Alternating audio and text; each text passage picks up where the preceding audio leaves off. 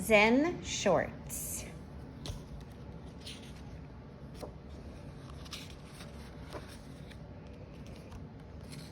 Michael, there's a bear outside, said Carl. A what? Called Michael. A bear. He's really big and he's in the backyard. What's he doing? Michael asked. He's sitting? He has an umbrella, said Carl. An umbrella? By the time the boys got outside, their sister Addie was already talking with him. I'm sorry for arriving unannounced, said the bear. The wind carried my umbrella all the way from my backyard to your backyard. I thought I would retrieve it before it became a nuisance.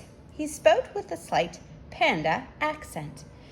Michael introduced himself. Then Addie introduced Carl because Carl was shy around bears he didn't know. And that is how Addie, Michael, and Carl met Stillwater.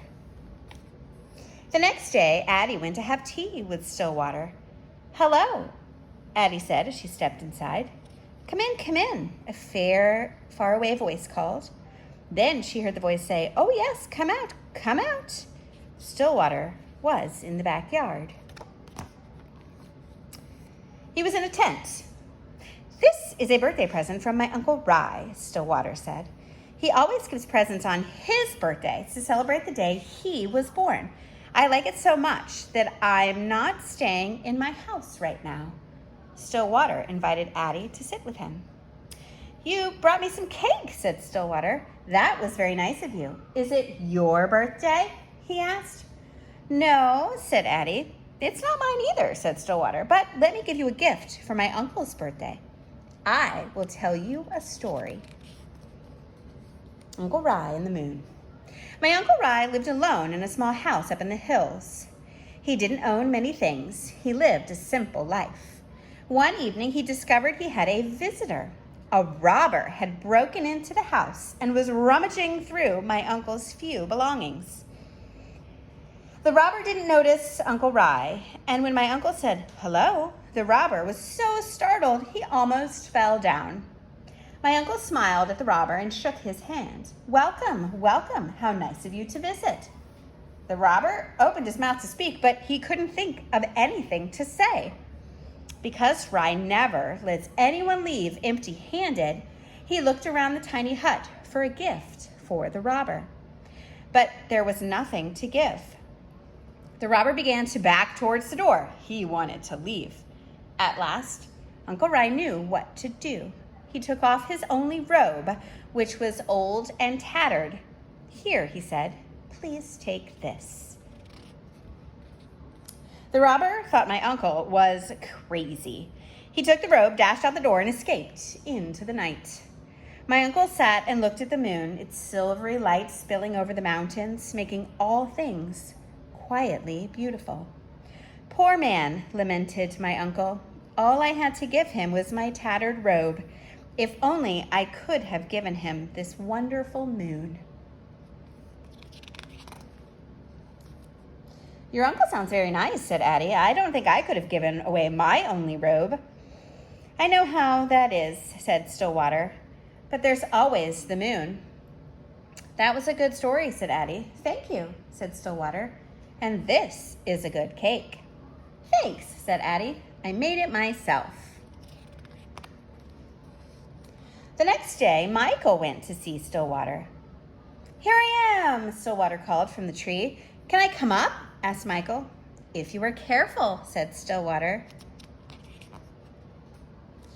What if we could fly, said Michael. We could cast shadows on clouds, said Stillwater. But what if we fell, said Michael. If we fell, we might break something, said Stillwater. That would be bad, said Michael. Maybe, said Stillwater.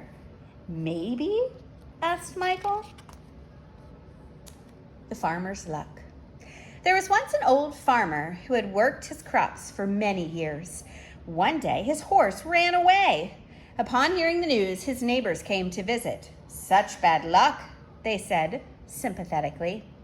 Maybe, the farmer replied.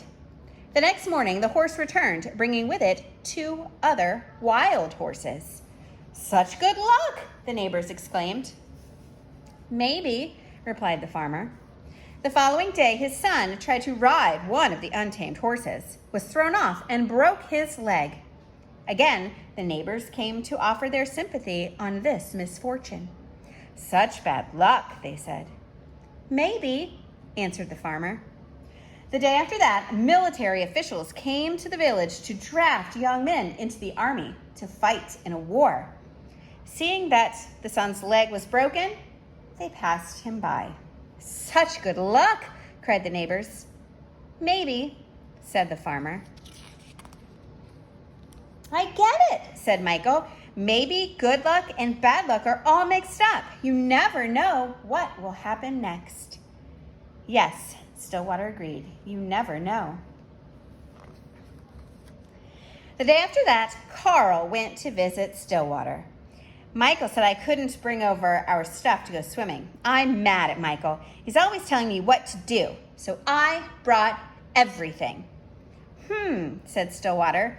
It's a little pool. I don't know if all those things will fit. Let's see, Carl said. Let's see, said Stillwater. Stillwater looked at the pool. The things can go swimming, but we can't, he said. I brought too much stuff, said Carl. That's okay, said Stillwater. I'll help you carry it home later. Why does Michael always have to tell me what to do, Carl said. If he were here, I would climb up really high, and I would jump on him like this, and I'd do a big smash like this.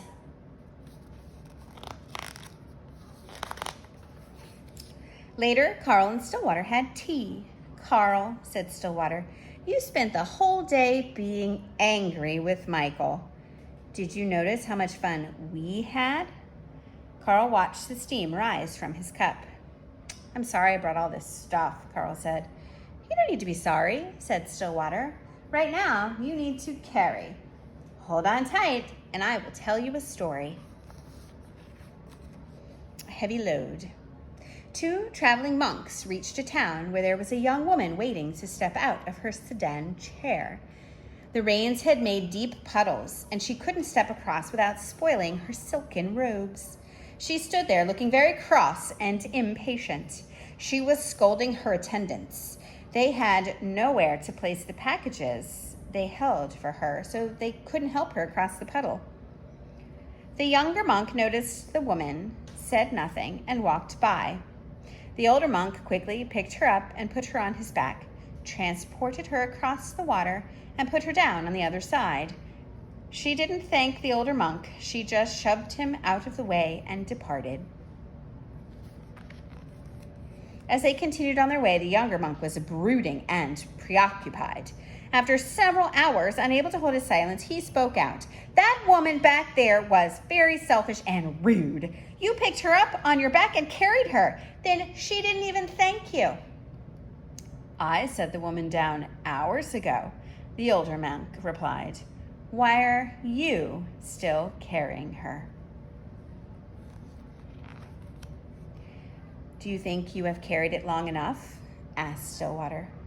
Yes, said Carl. Good, said Stillwater. And that is how Addie, Michael, Carl, and Stillwater became friends.